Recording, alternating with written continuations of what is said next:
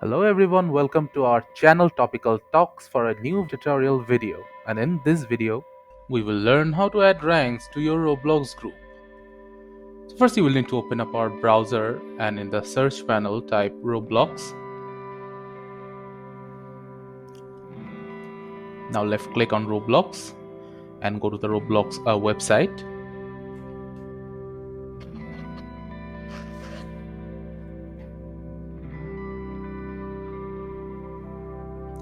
Let the website load properly. After that, go to the group section on the left side.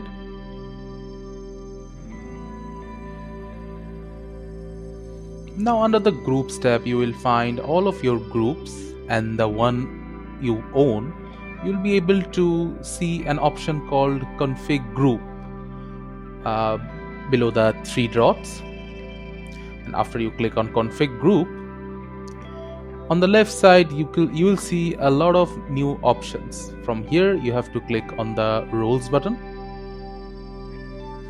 After clicking on the roles button, a window like this will pop up showing all the available roles right now.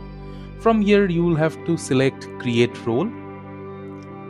After selecting create role, you can give your role a name, a description and rank. Then you have to spend 25 Robux to purchase the role.